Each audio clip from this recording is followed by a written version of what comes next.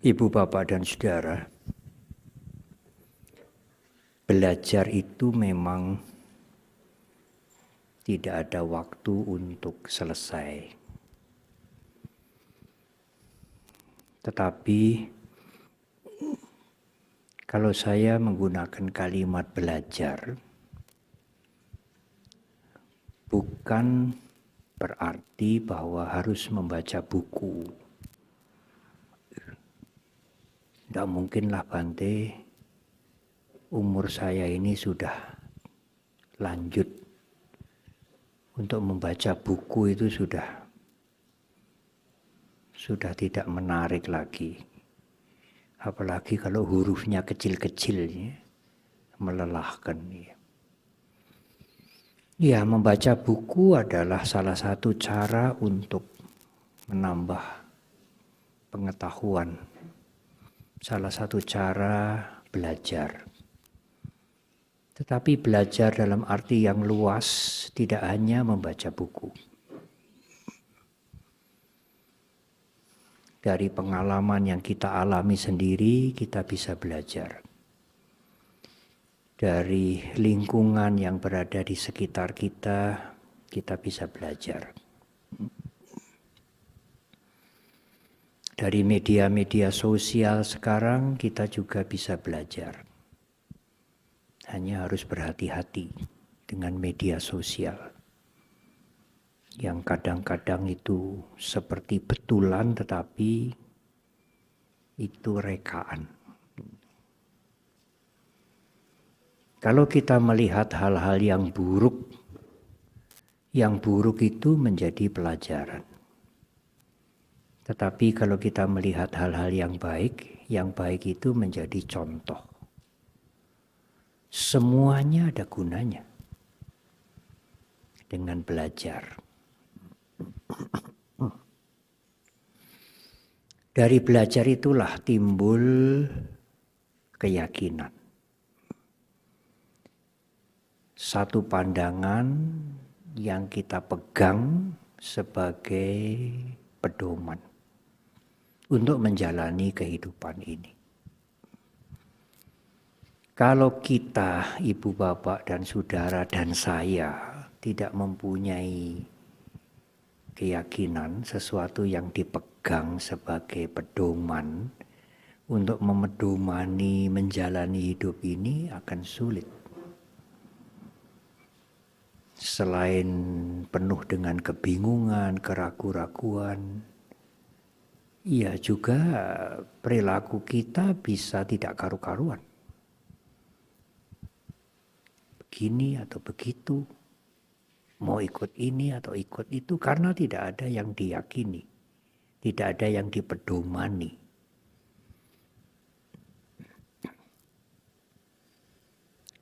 Banyak belajar dalam bahasa Pali disebut bahu sutta. Bahu itu banyak, sutta itu mendengar. Di zaman dahulu mungkin belum banyak ada tulisan, belum banyak ada rekaman video, sehingga banyak mendengar. Bahu sutta sering juga disebut bahu saja. Secara mudah diterjemahkan dengan banyak belajar. Dari banyak belajar itulah timbul keyakinan.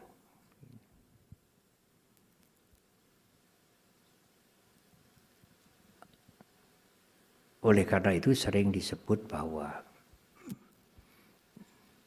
belajar dulu, berusaha untuk mengerti dulu.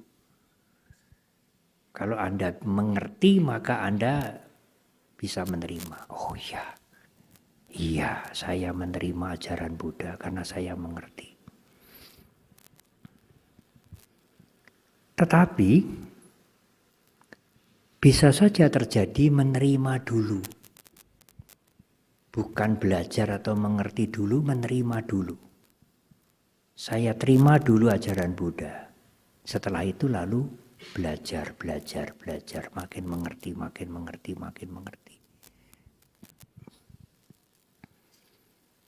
Jadi yang muncul itu bisa belajar dulu untuk mengerti, baru menerima, atau bisa menerima dulu baru belajar. Nah, yang menerima dulu baru belajar itu mungkin karena orang tuanya, karena gurunya, karena lingkungan. Orang tuanya memberikan petunjuk, memberikan bimbingan, lingkungannya juga membentuk dirinya ke arah tertentu, maka dia menerima dulu. Setelah menerima lalu ingin tahu lebih lanjut, lebih mendalam, lebih luas. Terima dulu Triratna, terima dulu hukum karma. Baru kemudian siapa Triratna itu? Apa toh Triratna itu? Hukum karma itu bagaimana? Tetapi seperti yang saya sampaikan di depan, ada yang belajar dulu, mendengar dulu. Dari medsos, membaca buku, dari rekaman. Sering.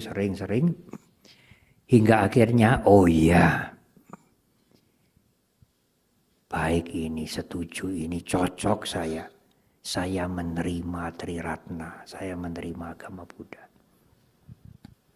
Sama-sama baiknya. Belajar dulu, mengerti dulu, baru menerima. Atau menerima dulu, tetapi juga harus belajar. Mencari tahu, mencari mengerti. Yang diterima itu apa sebenarnya? Nah, tetapi saddha dalam bahasa Pali sering diterjemahkan keyakinan. Di agama lain menggunakan terjemahan iman. Saddha, faith. Faith itu sering diterjemahkan keyakinan bagi Buddhis atau iman di agama lain. Saddha atau iman atau keyakinan itu tetapi mempunyai 3 faktor. Tidak hanya menerima lalu mengerti apa yang diterima itu.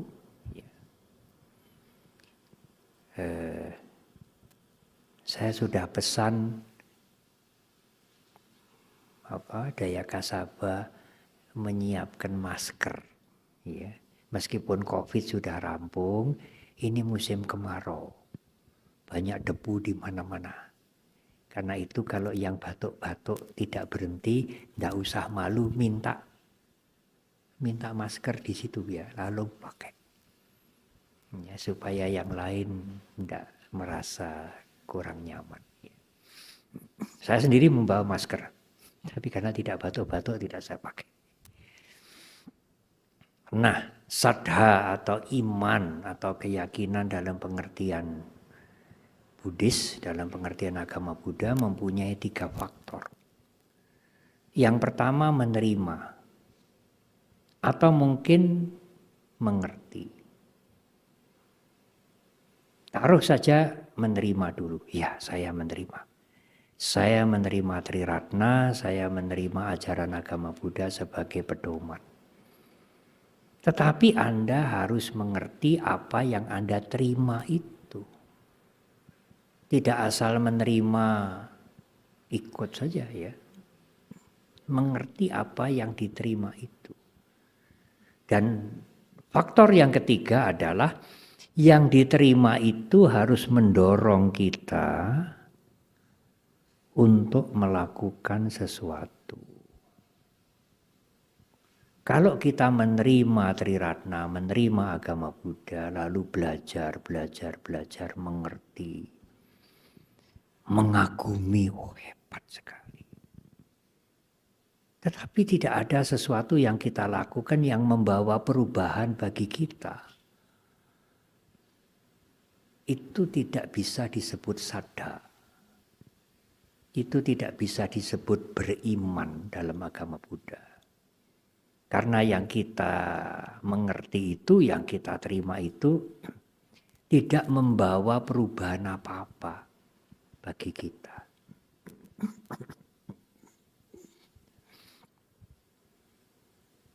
Itu kan seperti begini toh. Yang paling gampang saja, saya tidak mencontohkan arsitek atau yang tinggi-tinggi. senang masakan tertentu ini ibu-ibu atau wanita-wanita ini senang banget. Lalu dia berusaha untuk mengerti ini bumbunya apa, masaknya bagaimana, caranya bagaimana. Dia mempelajari sampai mengerti betul. Tapi tidak pernah praktek.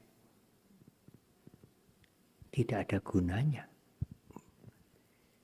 Dia menyenangi masakan tertentu, dia berusaha mencari tahu masakan ini dibuat dari apa. Kalau ada manfaat kesehatannya, higienisnya, manfaatnya apa. Tapi dia tidak pernah mencoba praktek masak atau membuat makanan itu. Iman dia tidak lengkap. Bahkan tidak bisa dikatakan beriman atau mempunyai keyakinan. Oleh karena itu saddha dalam pengertian Dhamma, dalam pengertian agama Buddha harus mempunyai 3 unsur ini. Unsur mengerti atau unsur menerima. Kalau mengerti dulu tentu dengan mengerti dia menerima. Kalau dia menerima dulu, saya sudah senang saya dengan agama Buddha. Cocok, tapi harus belajar, harus ngerti. Gak hanya pasang dupa, senang dengan altarnya.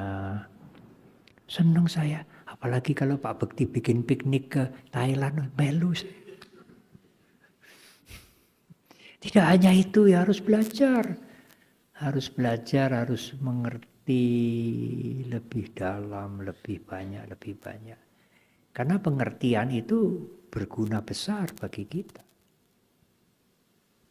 Tetapi jangan dilupakan unsur yang ketiga. Ada manfaat tidak bagi hidup Anda? Ada kemajuan tidak bagi hidup Anda?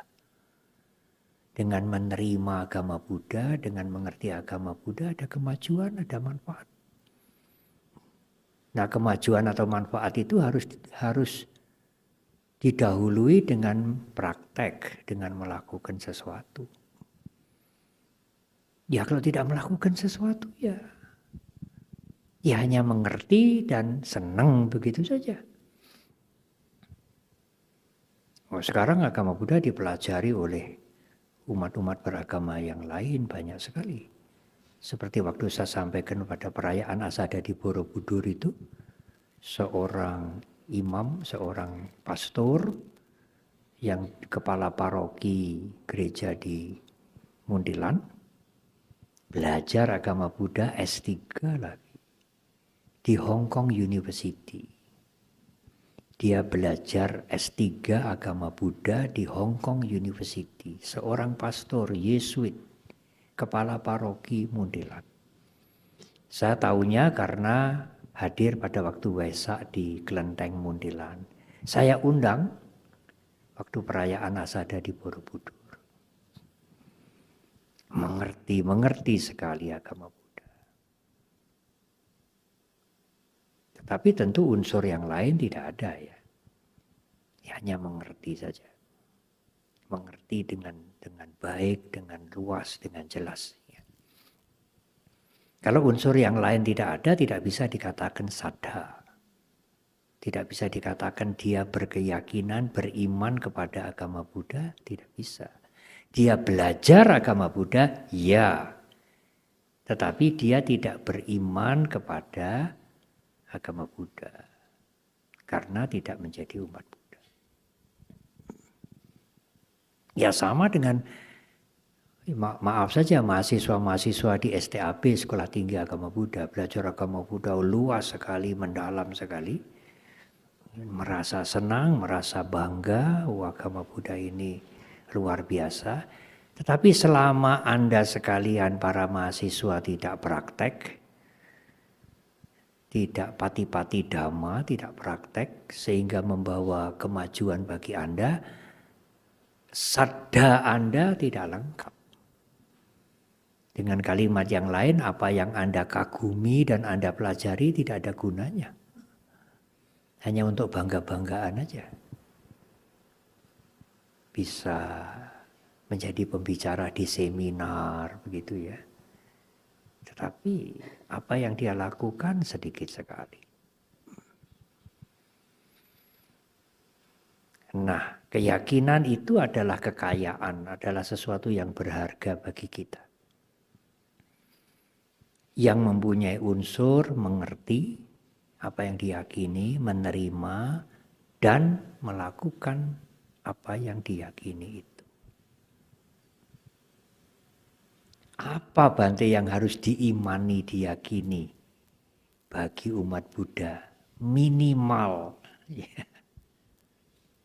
Kalau ibu bapak dan saudara membaca Samaditthi, pengertian yang benar itu kalau tidak salah ada 10 hal. Tetapi kalau diringkas sebetulnya yang minimal harus kita imani, kita mengerti dan kita terima dan kita mengerti dengan jelas adalah hukum karma. Tentu Triratna. Bahwa semua perbuatan itu ada konsekuensinya, ada akibatnya. Ya meskipun orang lain tidak tahu, meskipun itu hanya kecil. Ya termasuk memberikan makan pada binatang. Karena binatang ya kita hanya bisa memberikan makanan kepada binatang. Kita tidak bisa memberikan yang lain untuk binatang.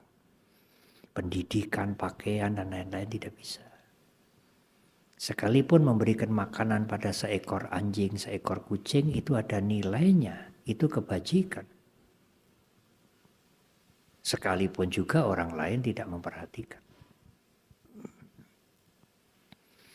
Demikian juga perbuatan-perbuatan yang buruk itu juga ada akibatnya. Kalau mau dirinci lagi ada 2 perbuatan yang buruk. Yang buruk dan yang jahat. Yang jahat mesti buruk. Karena merugikan orang lain, merugikan lingkungan, merugikan diri kita. Tapi kalau buruk belum tentu jahat. Tapi hati-hati. Kalau yang buruk tidak dihentikan bisa menjadi jahat. Apa Bante contohnya? Tapi jangan dicontoh. Minum minuman keras. Apa itu jahat? Saya tidak mencuri, tidak mengganggu yang lain. Saya beli minuman keras dengan uang saya sendiri. Dan uang ini saya dapat dengan kerja yang tidak mengganggu orang lain. Dengan halal, begitulah kalimat yang gampang. Saya minum. Memang tidak jahat, tapi itu buruk. Kalau nanti ketagihan, yang buruk itu bisa menjadi jahat. Dia bisa minta dengan paksa pada orang lain, dia bisa mengeluarkan kalimat-kalimat yang tidak pantas. Dia bisa membuat masalah bagi keluarganya. Saya belum berkeluarga Bante. Ya, Anda punya orang tua toh? Ibu, mama, papa, keluarga, adik, kakak. Kalau Anda menjadi pemabuk, keluarga akan menimbulkan masalah dalam keluarga. Menimbulkan kesedihan, menimbulkan kekecewaan dalam keluarga. Ya kalau di pesta bagaimana ya Bante ini minuman keras? Ya kalau hanya sekali tidak apa-apa. Kalau sekali-kali-kali, berkali-kali-kali, bisa menjadi ketagihan. Yang buruk itu kalau diulangi berkali-kali bisa menjadi kejahatan. Dalam bahasa Pali yang buruk itu aku salah. Yang jahat itu papa. Saba papa sakaranang. Aku salah itu buruk. Jahat itu mesti buruk. Tapi ya buruk itu belum tentu jahat. Hanya harus hati-hati. Kalau tidak hati-hati nanti bisa menjadi kejahatan.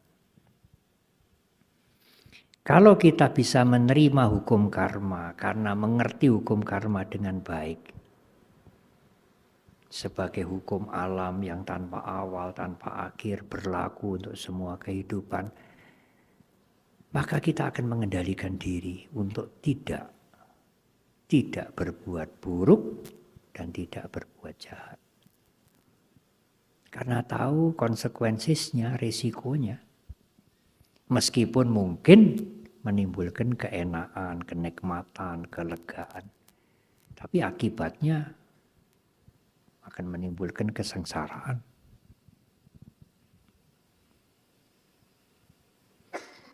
Guru agung kita memberikan tips.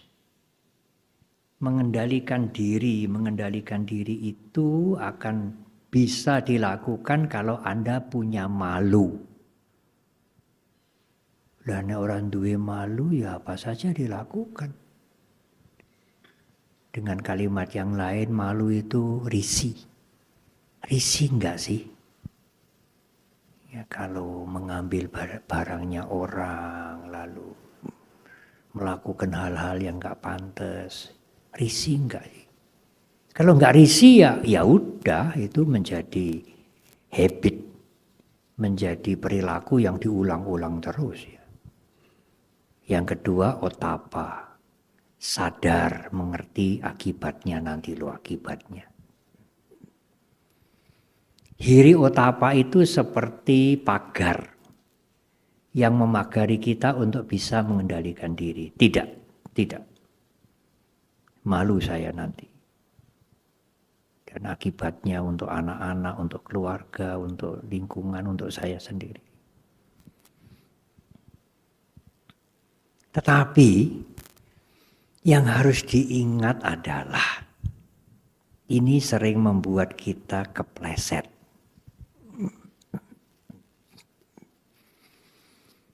Kita tidak suka perilaku yang apalagi sampai pembunuhan,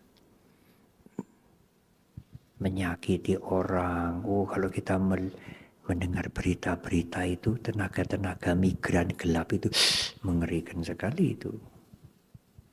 Ada yang dihilangkan begitu saja.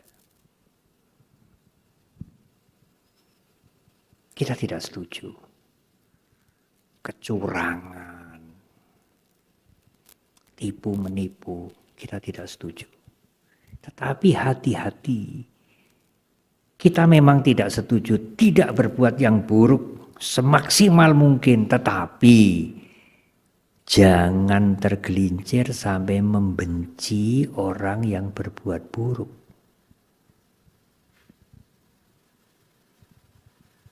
Keburukannya kita tidak suka, keburukannya kita tidak setuju. Saya tidak suka dengan perbuatan-perbuatan yang seperti itu. Tapi membenci orang itu tidak baik untuk kita. Itu perilaku yang buruk bagi kita. Sekalipun dia berbuat buruk, kalau kita membenci dia. Apa kita sudah suci? Sehingga berhak membenci dia yang berbuat buruk. Bahkan kalau kita suci, kita tidak akan membenci. Apakah kita tidak pernah melakukan hal-hal yang jelek? Sehingga kita merasa lebih dan menganggap dia, oh buruk sekali dia. Mereka yang melakukan hal-hal yang buruk itu juga bisa berubah. Tidak buruk selama-lamanya. Kalau tidak bisa berubah, buat apa kita belajar? Buat apa ada etika diajarkan, agama diajarkan? Buat apa kalau tidak bisa berubah? Ajaran-ajaran kebaikan, etika, moralitas, spiritualitas, agama, tujuannya kan supaya yang berperilaku buruk itu mengurangi keburukannya, berubah menjadi lebih baik. Kenapa kita membenci? Apakah tidak lebih baik kita mengharapkan dia berubah menjadi lebih baik, lebih baik? Kalau kita tidak bisa menolong dia, tidak bisa lagi kerjasama dengan dia, karena suka menipu, suka memfitnah, tidak apa-apa. Tidak harus kerjasama lagi dengan dia, tidak harus bersahabat dengan dia. Tetapi jangan membenci. Tidak senang pada perbuatannya, iya. Tetapi membenci orangnya, tidak. Karena membenci pada seseorang itu keburukan juga. Bisa-bisa memancing kita untuk melakukan kejahatan. Wah, orang kayak begitu. Enggak ada baiknya, itu disingkirkan saja. Bisa-bisa kita melakukan kejahatan. Tidak sekedar perilaku yang buruk. Dulu, waktu saya sering ke Jakarta, setiap perayaan Waisak itu, Biksu Prajnawira Suhu Wisyong selalu mengadakan perayaan Waisak di Lodan, Wihara Mahawira Graha. Mengundang tokoh-tokoh lintas agama. Di antaranya yang rajin datang itu Pak Kwek Kian Gi. Waktu masih menjadi menteri dan juga setelah tidak menjadi menteri. Lalu memberikan sambutan. Salah satu sambutannya yang saya ingat, Pak Kwek itu mengatakan begini. Bung Karno itu tidak senang penjajahan. Di Indonesia atau di negara lain. Tetapi Bung Karno itu punya sahabat orang-orang Belanda banyak. Sahabat-sahabat baik. Dan beliau banyak belajar hal-hal yang baik dari orang-orang Belanda. Yang beliau tidak senang itu penjajahannya itu. Perilakunya menjajah itu yang beliau tidak senang. Tapi beliau mempunyai sahabat orang-orang Belanda banyak sekali. Dan beliau banyak belajar dari orang-orang Belanda itu. Jangan tidak senang pada perilakunya lalu benci pada orangnya. Karena kita masih bisa banyak belajar pada orang itu. Tapi Pak Kwek melanjutkan, itu Bung Karno. Kalau saya tidak bisa. Tidak senang perilakunya, ya tidak senang orangnya.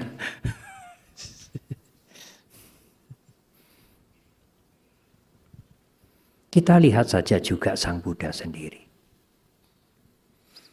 Sang Buddha itu mendirikan sangga. Saya juga ingin memberikan sedikit perbaikan, penjelasan kepada MC. Sangga itu artinya kumpulan para biku. Paling tidak ada 4. Atau lebih 10, 50, 100 itu sangga. Kalau 3 biku, 2 biku disebut kelompok. 1 biku ya disebut biku. Kalau tadi dikatakan, Ibu Bapak Saudara silakan berdiri, yang mulia biku sangga akan memasuki ruangan. Bikune mung siji. Iya. Ibu Bapak dimohon berdiri, yang mulia biku. Atau yang mulia Bante memasuki ruangan. Jangan sebut sangga. Karena sangga itu kumpulan para biku. Ada lagi yang mengatakan para sangga akan memasuki ruangan. Para sangga. Sangga itu artinya komunitas, kelompok. Para sangga ini terus gimana ini? Kelompok. Ada kelompok Mahayana, kelompok Jepang, kelompok Theravada, kelompok Tibetan. Nah, itu boleh para sangga. Ya. Nah, Sang Buddha mendirikan sangga. Mereka yang ingin melepaskan keduniawian, hidup menjadi biku, masuk menjadi warga sangga. Nah, supaya tujuan menjadi biku ini maju dan tercapai, bermanfaat, beliau membuat winaya, peraturan-peraturan. Kalau tidak dibuat winaya, maka kotoran batin itu cari jalan aja untuk mau begini, begitu, begitu, begitu. Dan bisa timbul kegaduhan kalau tidak ada kebersamaan yang dibentuk oleh peraturan untuk hidup bersama. Banyak winaya itu. Kalau samanera yang penting itu 10. Atasilani juga 10. Dengan yang lain-lain menjadi 100. Kalau biku 227 itu utama. Tapi di luar itu banyak bagaimana menggunakan jubah, bagaimana membuka menutup jubah, bagaimana menggunakan kebutuhan sehari-hari dan lain-lain. Banyak sekali. Yang utama itu 227. Tetapi yang fatal itu hanya 4. Artinya kalau yang lain-lain itu karena kita ini berlatih, belum mencapai kesempurnaan, ada pelanggaran, Sang Buddha tidak langsung potong. Sang Buddha memberikan kesempatan perbaiki lagi. Dari 227 itu yang fatal, artinya yang tidak bisa diperbaiki. Kalau dilanggar, kamu harus meninggalkan sangga. Kamu bukan biku lagi. Hanya 4. Kalau dari 227 itu 10% yang fatal, yang berat sekali, yang tidak bisa diampuni, begitulah tanda petiknya. 10% itu kan 22.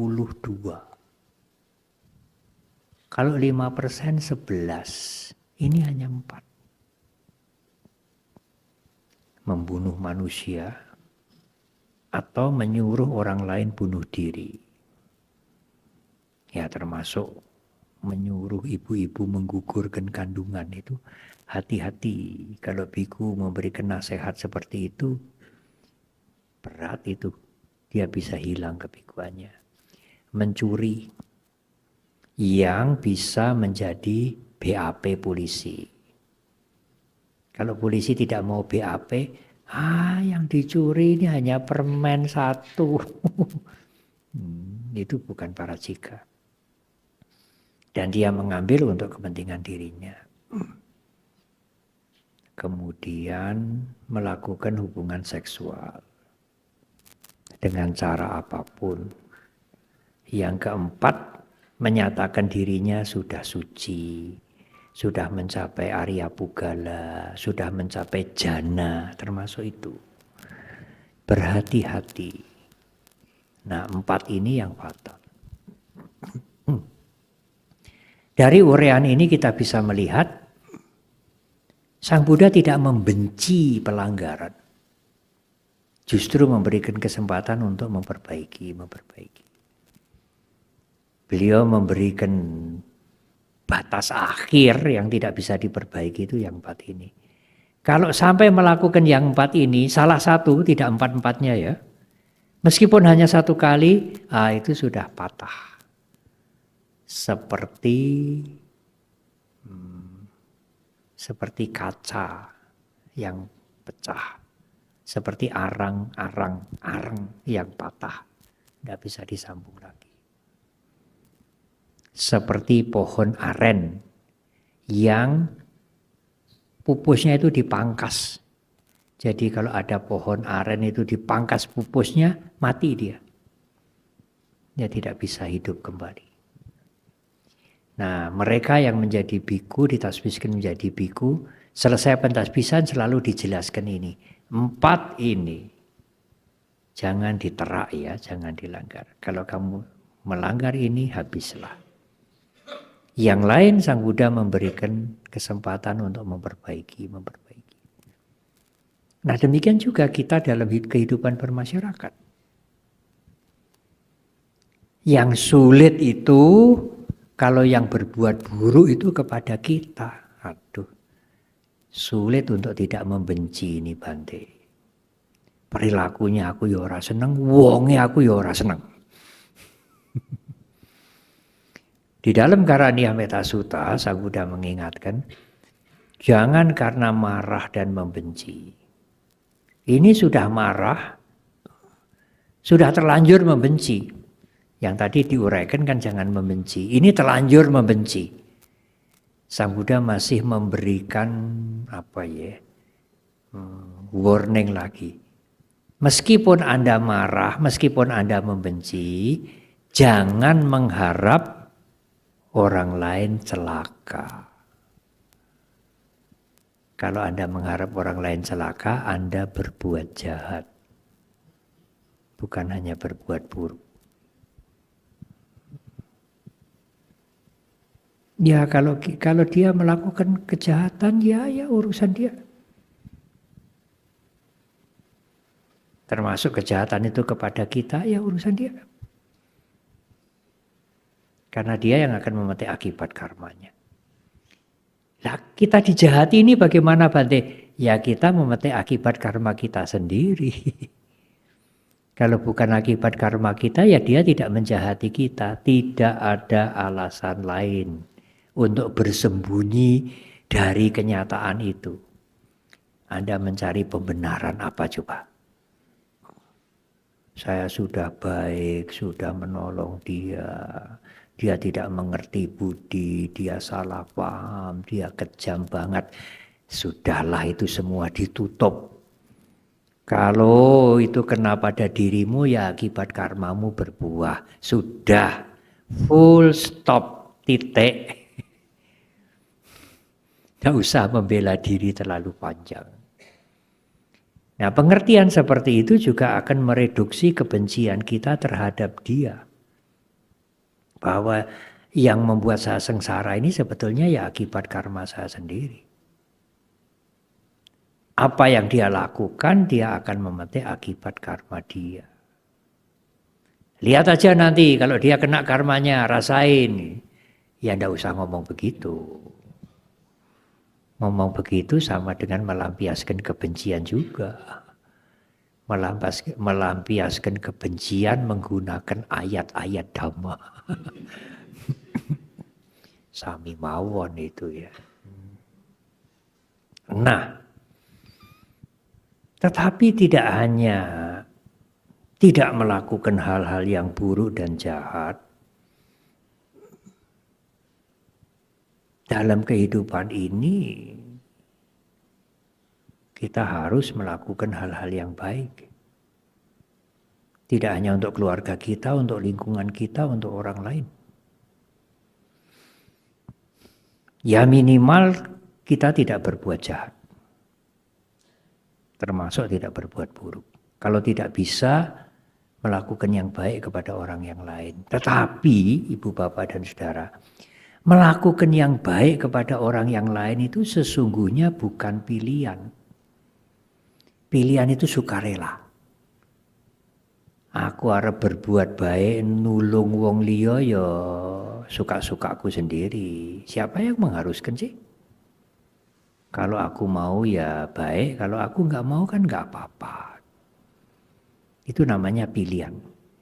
Padahal sesungguhnya melakukan kebaikan pada orang lain itu bukan pilihan. Keniscayaan, bahasa Indonesia yang baru. Keniscayaan itu keharusan. Loh Bante kok bisa? Ya bisa. Mengapa berbuat baik, menolong, membantu, melakukan hal-hal yang baik kepada orang lain itu keharusan? Mengapa? Karena Anda tidak bisa hidup sendiri.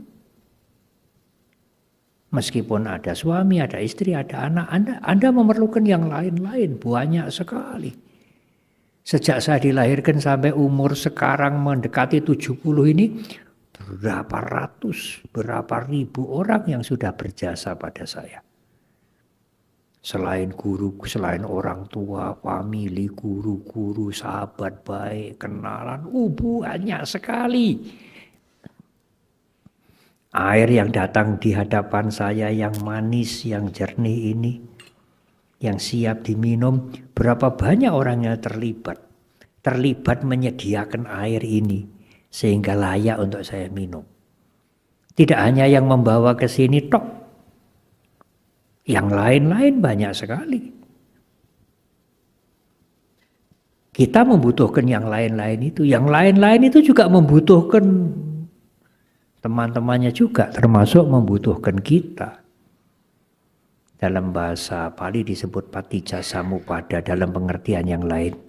Kita ini saling membutuhkan, saling memerlukan, tidak bisa urip dewe itu tidak bisa, hidup sendiri tidak bisa sama sekali.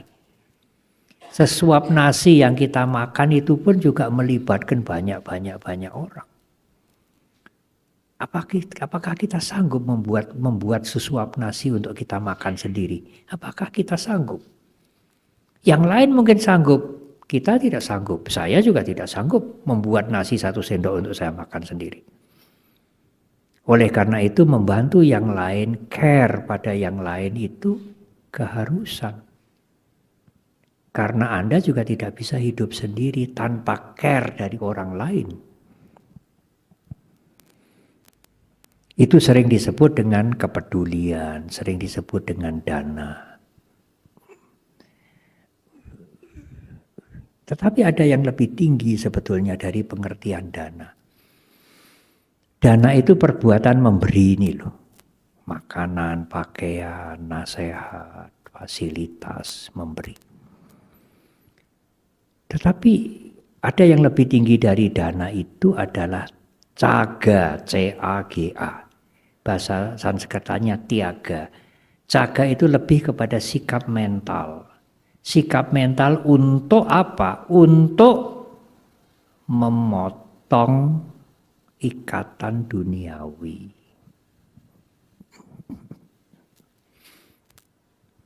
Jadi kalau kita memberi, menolong, berdana, memberi, sekalipun mungkin kita butuh, kita sisihkan materi, uang kita, apa yang kita punya untuk yang lain. Itu kita belajar untuk memotong ikatan duniawi. Caga. Loh Bante, memotong ikatan duniawi itu kan kalau mau menjadi biku atau silani, bukan. Memotong ikatan duniawi itu tidak harus menjadi biku. Oh, saya sudah tidak mau terikat oleh duniawi lagi, saya potong ikatan duniawi ini menjadi biku. Bukan.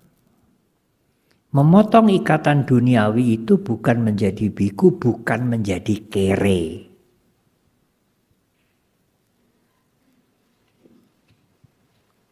Apa artinya Bante? Artinya pada saat Anda harus melepas, orang gondeli. Lepas. Apa toh di dunia ini yang tidak harus dilepaskan Ibu Bapak? Wong nafas saja juga harus dilepaskan. Coba Anda bernafas tidak mau melepaskan. Setengah mati itu.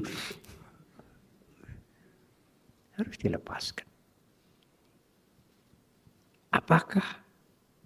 Apakah kesehatan itu selamanya kita sehat? Prima, tidak juga. Suatu saat kita kena sakit, usia bertambah, sakitnya sudah ganti-ganti, ya Anda harus siap melepaskan yang namanya sehat. Apakah hidup ini kekal?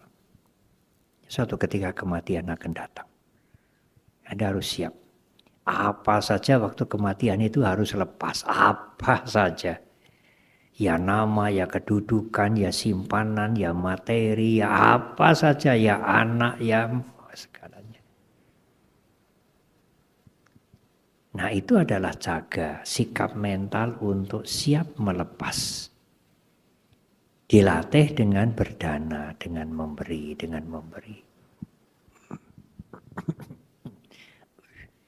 Pernah ada seseorang yang bertanya begini, waktu itu saya masih SMP. kepada guru Dhamma.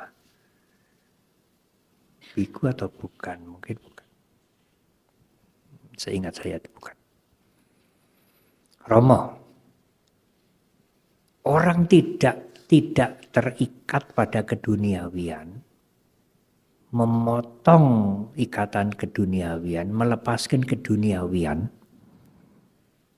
tidak terikat pada keduniawian, itu kan orang gila toh. Wong edan. Nek wong edan ya memang orang duwe ikatan. Apa betul wong edan tidak punya ikatan? Bisa melepas ikatan itu bukan persoalan kaya atau miskin, orang biasa atau orang berpangkat. Tapi bisa melepaskan, bisa memotong ikatan keduniawian itu, ikatan duniawi itu adalah sikap mental. Ada orang miskin yang bisa melepas, ada orang miskin yang sangat tidak bisa melepas. Ada orang yang tidak miskin, yang cukup mampu, sulit melepas, tetapi juga ada orang yang cukup mampu, bisa melepas. Waktunya dia melepas, dia bisa melepas. Sang Buddha memberikan perumpamaan yang baik sekali. Anda mengerti burung puyuh. Kalau bahasa Jawa, manuk gemak ya, kecil. Burung puyuh itu tidak bisa terbang tinggi. Sarangnya juga di bawah-bawah, tidak di atas pohon. Kalau dia nyasar, terjerat pada salah satu rumput yang agak kaku, mati dia. Tidak bisa melepaskan diri. Mati di situ. Hanya rumput saja yang kaku. Tetapi Guru Agung kita mengatakan seekor gajah yang dirantai dengan rantai yang kuat sekali, dipatok. Dengan kekuatan dia bisa cabut itu. Bebas. Apa artinya? Seseorang yang mungkin tidak mampu, anggap sajalah orang yang sangat miskin, mempunyai materi yang miskin, belum tentu tidak terikat. Mungkin dengan barang yang sepele-sepele dia bisa terikat. Kita pun juga dengan barang yang sepele-sepele terikat. Ada sendal yang ketelisut, ada tas yang hilang, ada apa sedikit. Tetapi ada orang yang mampu secara materi atau juga mampu pengertiannya seperti gajah itu. Meskipun dia dirantai, meskipun materinya banyak, kekayaannya banyak, waktunya melepas, lepas saja. Buat apa gondeli? Sudah tidak bisa digondeli.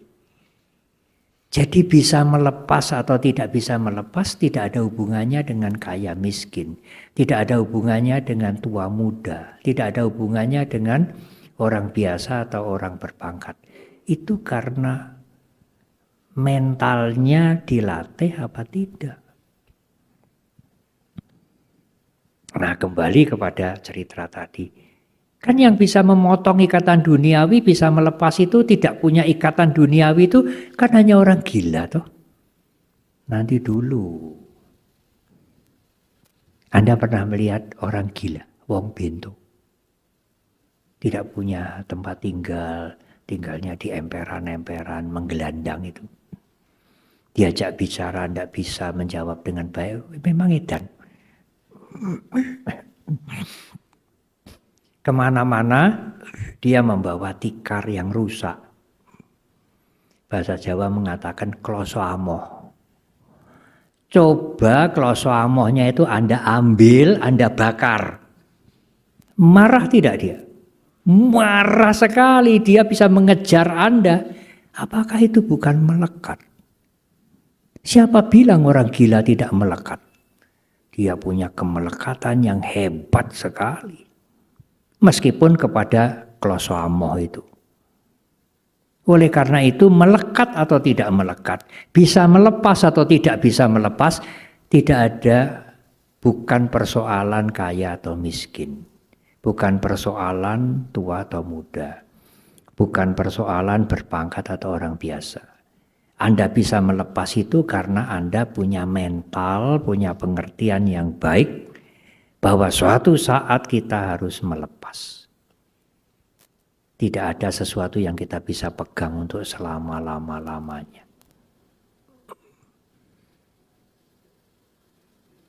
Jangan harap orang gila tidak punya kemelekatan. Orang gila justru punya kemelekatan yang hebat sekali. Anda boleh coba. Siap-siap nanti Anda dikejar. Itu kemelekatan. Nah, oleh karena itu,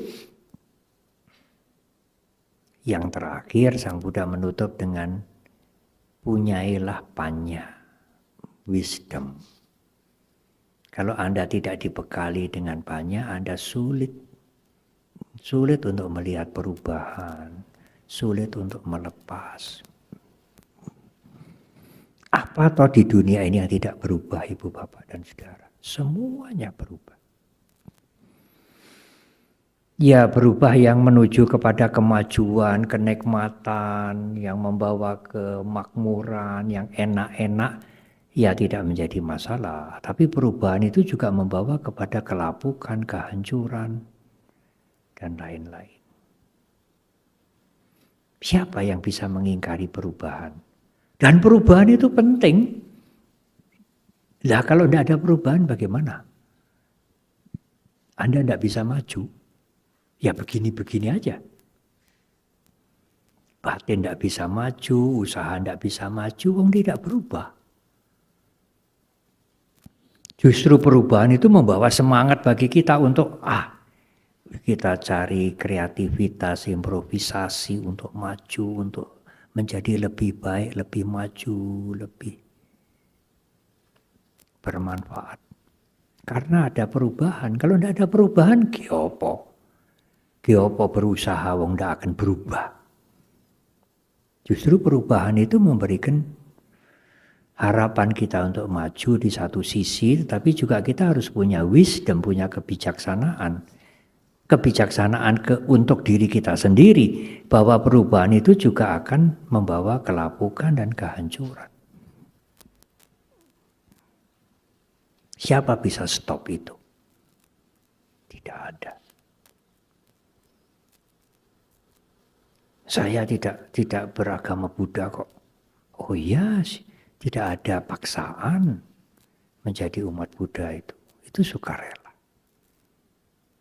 Tapi karena saya bukan umat Buddha, saya tidak mau perubahan. Siapa bisa? Siapa bisa karena Anda tidak menjadi umat Buddha lalu Anda menolak perubahan. Sebenarnya Sang Buddha sendiri, ajaran agama Buddha sendiri juga tidak bisa nyetop perubahan, tidak bisa. Perubahan itu jalan terus. Yang bisa di-stop itu penderitaan. Kalau Anda noto mental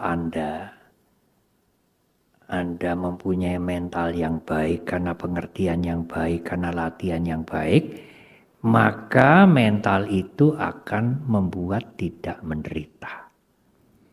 Tetapi menghentikan perubahan tidak mungkin. Impossible.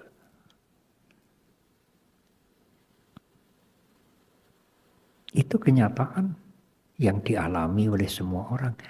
Bisa dicocokkan pada dirinya sendiri. Tidak usah, ini suta nomor berapa, ayat nomor berapa, tidak usah. Cocokkan pada diri kita sendiri. Benar tidak ini ya? Segala sesuatu mengalami perubahan. Diri kita juga mengalami perubahan. Dan kalau kita emoh perubahan, saat itulah mulai penderitaan. Karena bertentangan dengan hukum alam. Nah inilah yang disebut sebagai kekayaan mulia, kekayaan mental.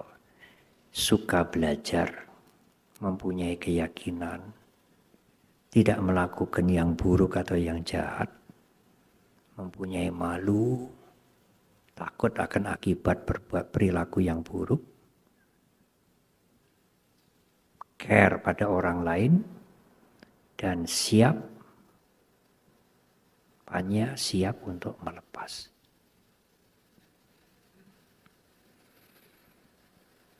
Oleh karena itu, sekali lagi sudah 1 jam. Sebagai penutup, apapun yang kita lakukan, dana apapun, pemberian apapun, sumbangan apapun yang kita lakukan,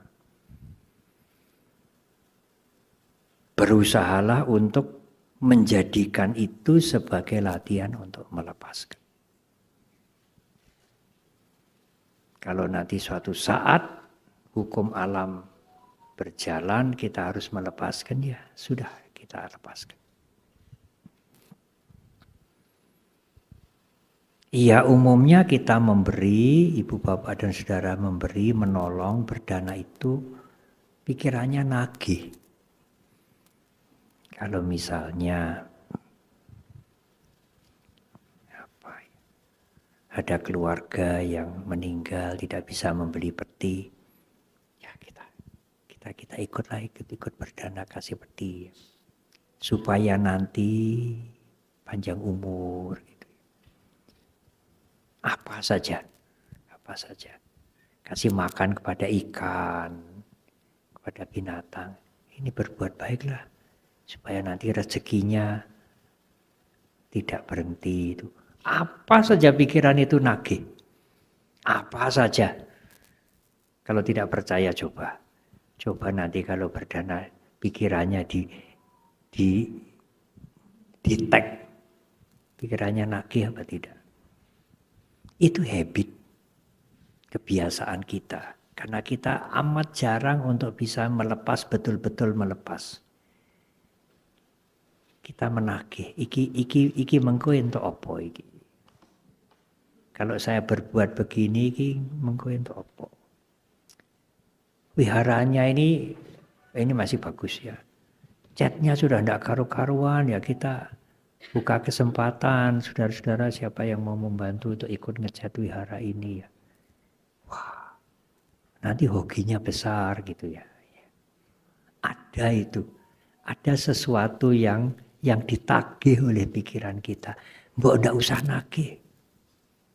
Kenapa Pak tidak usah nagih? Ya mesti nanti berbuah kok. Mesti nanti berbuah, mesti nanti memberikan manfaat, mesti nanti mendapatkan buah karma yang baik. Hukum karma tidak mungkin akan lupa, tidak mungkin akan salah alamat. Mbok tidak usah nagih, kan mesti nanti datang. Anda tidak usah menagih, apalagi sampai berdoa-doa ya. Supaya besok matahari tidak lupa terbit sebelah timur, itu tidak usah. Tidak usah, itu sudah mesti. Ya. Apa yang sudah pasti ya tidak usah diharap-harap. Kalau yang sudah pasti diharap-harap itu nanti menjadi beban. Lakukan saja hal-hal yang baik. Semampu kita. Care pada yang lain sebagai latihan untuk melepas. Sehingga kalau Anda punya masalah, punya persoalan ya tidak bisa diselesaikan ya dilepas saja. Ada cerita. Seseorang yang sering mengeluh ngeresuloh. Ya tidak hanya kepada orang tua, kepada temannya waktu sembahyang. Anak saya belum mentas, keluarga ini mulai banyak saingan, ini apa macam-macam. Hidup kok begini ini. Kepada Dikong.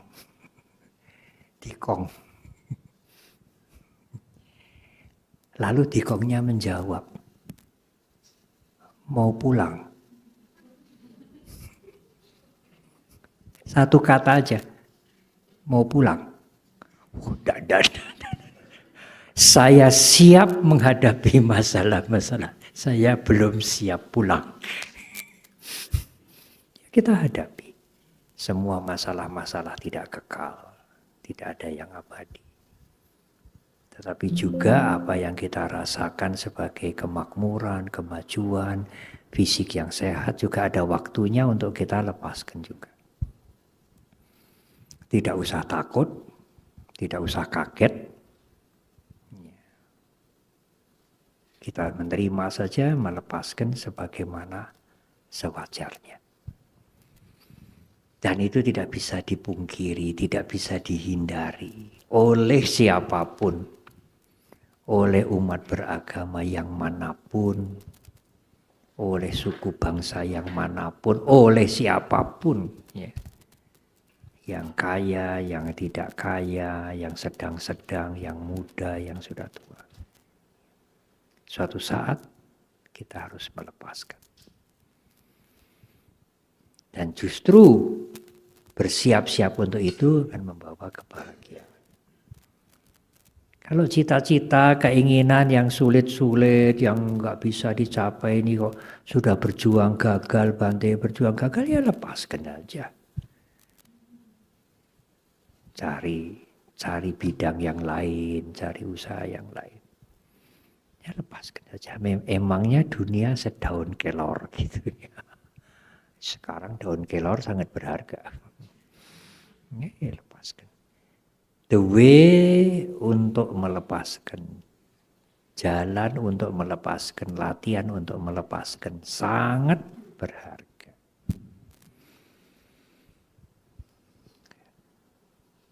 Tahun depan banyak yang punya keinginan toh menjadi anggota DPRD provinsi, DPR pusat, ingin jadi presiden.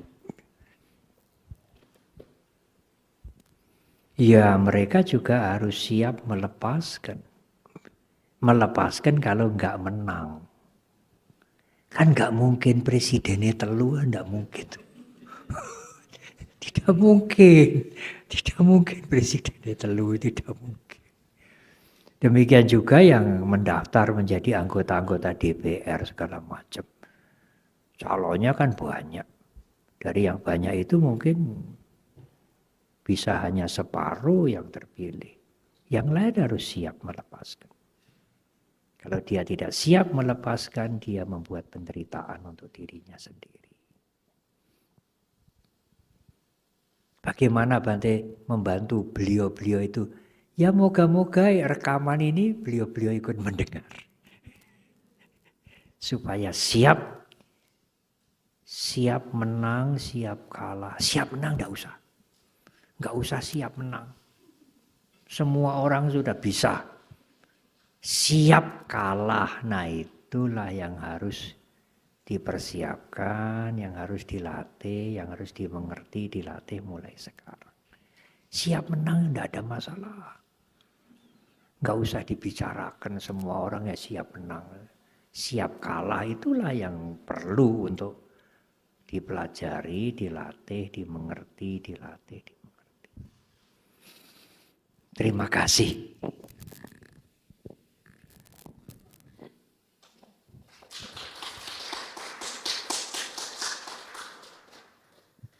Demikian tadi uraian damai yang telah disampaikan. Untuk selanjutnya adalah sesi tanya jawab. Dua saja ya. Baik Bante.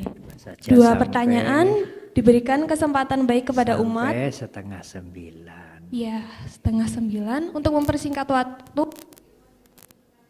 bisa langsung menuju ke mic yang telah disiapkan. Silakan.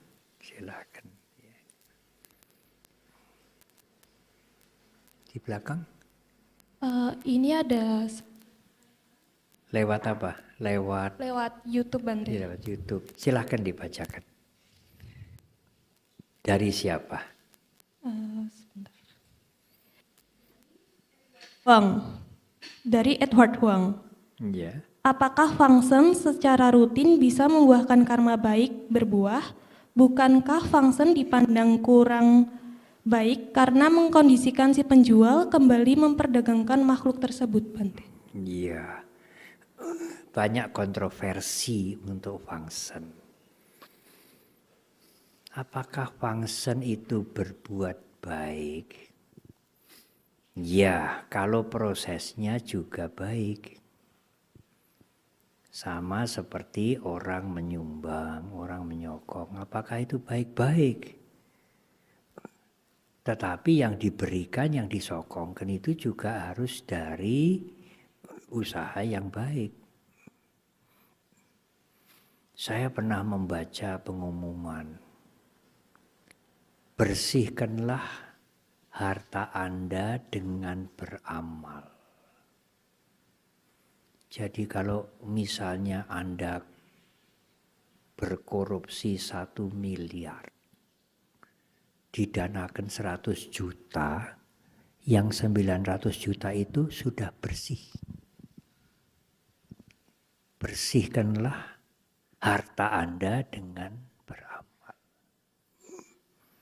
Apa tidak lebih baik ditulis begini? Beramallah dengan harta yang bersih. Itu bagus banget. Saya pernah memberikan khotbah, ya. Sama sekali tidak menyinggung siapapun. Ya, menguraikan dhamma seperti ini. Jangan berbuat jahat, sabapapa saakaranang, kusala supa sambada, tambahlah kebaikan. Suka berdana orang itu, puluhan juta, ratusan juta. Oh, semua orang senang. Kalau wihara dapat dana ratusan juta juga mungkin kita senang. Tapi orang ini korupsinya gede banget. Korupsinya mungkin miliar mungkin. Yang didanakan itu kan sedikit. Saya mengatakan rupa-rupanya ajaran Sang Buddha jangan berbuat jahat, banyaklah berbuat baik, itu mungkin bisa diubah. Banyak berbuat baik dan juga banyak berbuat jahat. Banyak berbuat baik, ya. Bukannya tidak mau, ya. Tapi berbuat jahat juga, ya. Nah, itu tidak bisa. Apa lalu menjadi impas. Kalau banyak berbuat jahat, tetapi banyak berbuat baik, kan bakbuk atau Bante? Impas. Jadi dapatnya apa? 0. Kan masih baik daripada minus. Tidak bisa dihitung begitu. Nah, demikian juga Fangsen. Ya, kalau Anda pesan ke pasar hewan di Jogja itu ada pasar hewan yang besar sekali. Besok ya saya pesan burung emprit.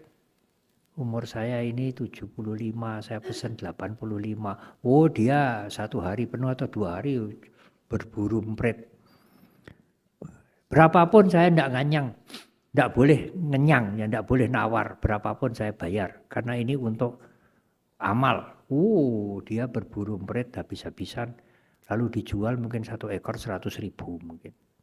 Ya, dia merasa lega, bisa melepaskan puluhan burung dengan harga yang cukup tinggi. Apa itu tidak kebaikan semu? Kelihatannya saja baik, tetapi ya menangkap burung itu tidak baik. Kemudian menyuruh orang menangkap burung juga tidak baik. Jadi bagaimana Bante? Ada saran, ya beli aja di situ di pasar burung itu seadanya. Nggak usah pesan. Dan nggak usah, tidak harus ke orang yang sama. Mungkin tahun yang akan datang pergi ke tempat yang lain. Atau bulan yang akan datang ke tempat yang lain. Tidak jadi langganan. Kalau jadi langganan meskipun tidak pesan, nanti dia akan menangkap untuk Anda. Oh, ini langgananku ini. Beli saja seadanya kemudian dilepas. Dan itu baik-baik. Tetapi prosesnya juga harus baik. Agama Buddha menghargai proses. Bukan hanya hasil akhir. Proses itu lebih berharga daripada hasil akhir. Ada seseorang yang belajar, yang menempuh S3. S3 ya kira-kira 3-4 tahun, dia berjuang mati-matian. Tapi pada tahun yang keempat mungkin, karena kesulitan ekonomi dan lain-lain, dia tidak bisa melanjutkan doktornya. Dia tidak bisa wisuda doktor karena dia tidak bisa melanjutkan doktornya. Apakah dia gagal? Sebetulnya tidak. 3 tahun dia berproses untuk menempuh doktoral itu memberikan pengetahuan pada dia yang cukup banyak, cukup besar. Meskipun hasil akhirnya dia tidak mendapatkan. Proses itu menurut Dhamma lebih berharga daripada hasil akhir. Sebab kalau tidak ada proses, tidak ada hasil akhir. Tetapi tidak ada hasil akhir, proses tetap jalan. Kita lakukan dengan baik. Kita bikin persiapan, saya pernah bikin persiapan perayaan Asada di Mendut seminggu sebelumnya, sebelum ke Borobudur. Di Wihara Mendut terbuka. Kalau Katina ada tenda dengan baik dan lain. Pada hari H hujan. Sudah ada pawang, tapi pawangnya mungkin tidak manjur. Ya sudah, cepet-cepetan pindah ke Serbaguna. Dengan agak awut-awutan sedikit. Ya tidak sempurna sih, tapi ya udah. Itu belajar melepas juga. Tetapi apakah persiapan yang 1 minggu itu tidak ada gunanya? Oh, itu ada gunanya bagi anak-anak kita. Tanggung jawab, membuat persiapan, mengatur acara. Perkara hasil akhir tidak sempurna, tidak apa-apa.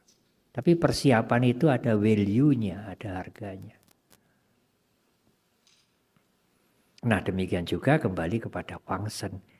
Prosesnya ya sebaiknya dengan baik. Kalau prosesnya tidak dengan baik, ya seperti sandiwara, seperti pentas saja. Apalagi seperti melepas burung merpati, ya nanti balik lagi ke kandangnya. Itulah. Baik, terima kasih Bante. Ya, jadi jangan hanya melihat dari satu jurusan, tetapi juga melihat hal-hal yang lain. Satu lagi. Dari umat, ada Dari yang mau sini. bertanya? Kalau tidak dari sini kembali ke pertanyaan di situ. Baik. Dari Ya. Kalau begitu yang itu selesai ya. Ya. Yang ini yang terakhir. Ya.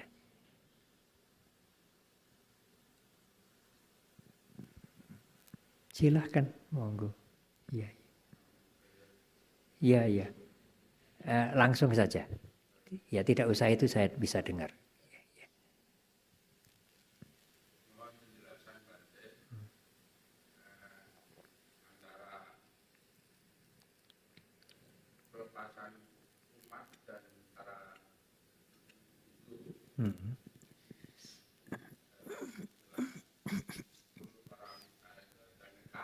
Nekama, ya.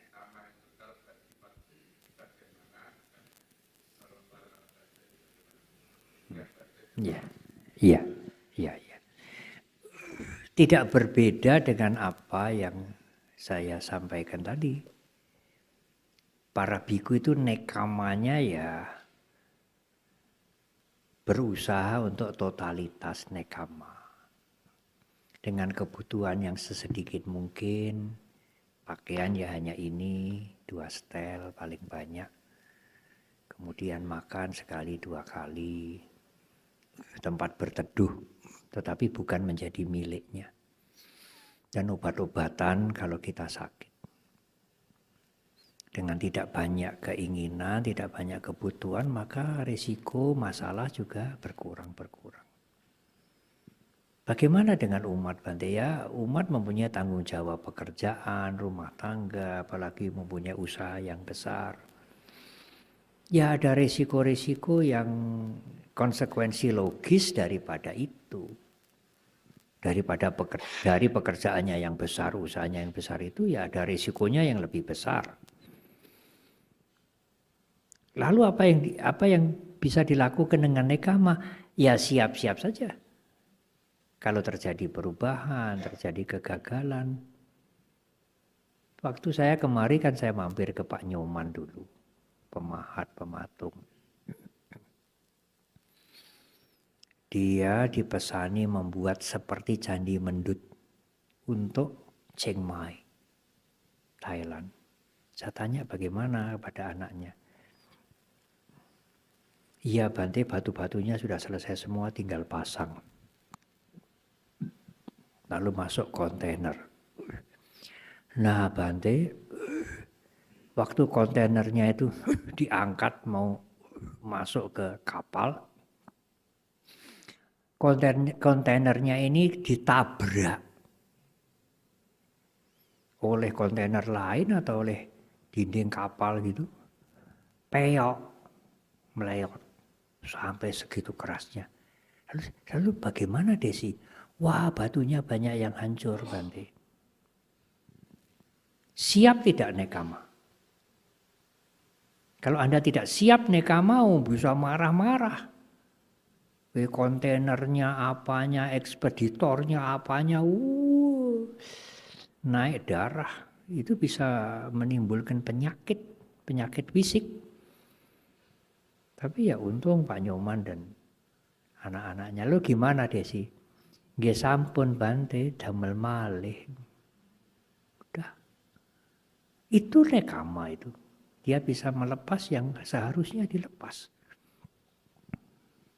Ya sekali lagi nekama itu bukan menjadi kere, bukan.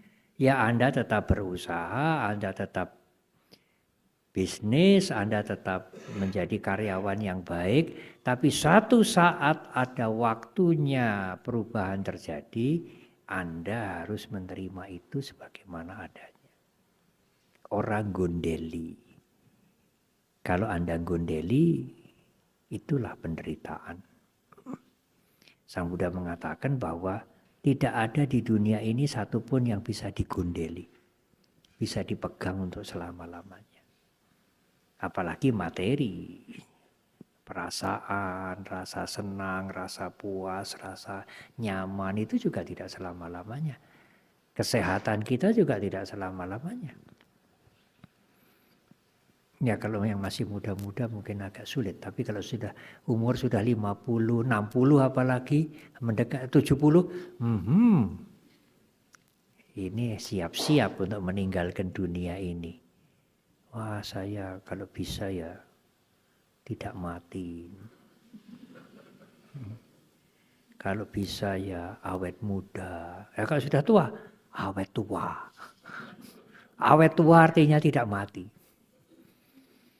Saya ingin menutup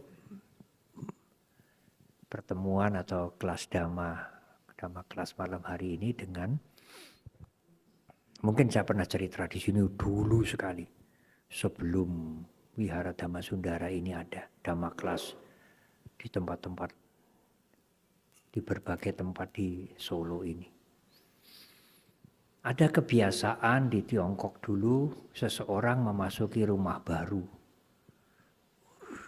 Dia datang ke orang tuanya atau ke guru dharma, guru meditasi untuk dibuatkan kaligrafi, ditulis begini lalu dipasang. Ada seseorang yang datang ke salah satu guru meditasi, dia mau pindah rumah, minta dibuatkan kaligrafi, ditulis.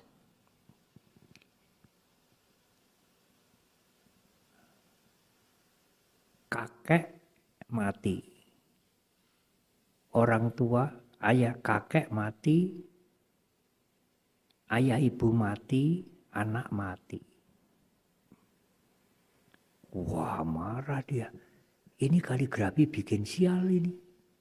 Apalagi suruh nempel di rumah yang baru. Marah. Tetapi guru meditasi itu mengatakan, itu yang baik. Bagaimana kalau dibalik? Anak mati dulu, kakek mati nanti. Tidak sesuai dengan hukum alam, tidak wajar, tidak baik. Yang wajar itu kakek meninggal dulu, baru papa mama meninggal, baru anak meninggal. Kan begitu toh? Masa cucu meninggal dulu? Cucu meninggal dulu, kakeknya meninggal belakangan. Ini kaligrafi yang bagus. Dan hidup yang wajar ya sewajarnya harus begini. Opa oma meninggal dulu, baru ayah ibu meninggal, nah anak meninggal belakang.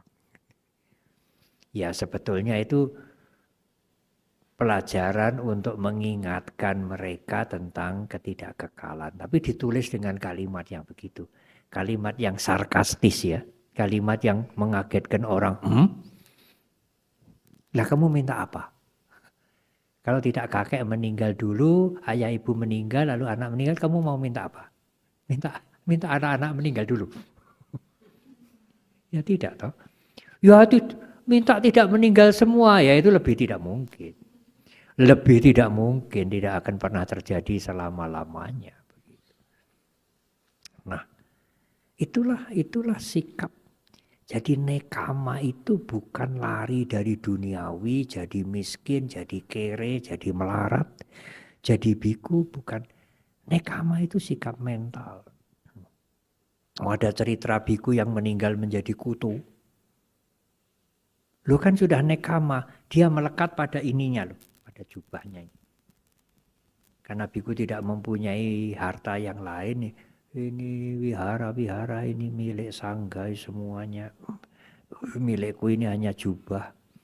1 setel, 2 setel, pisau cukur, ikat pinggang. Lalu dia melekat, apalagi mungkin jubahnya jubah sutra itu ya. Ya. Oh jubah sutra, di Thailand bisa beli jubah sutra. Saya beberapa kali dapat jubah sutra. Ini orang mentolo memakai. Kenapa Bante? Wah nanti kayak lenong nanti. Gelebiar begitu. Mahal sekali. 1 lembar ini mungkin bisa 2 juta lebih mungkin dari sutra.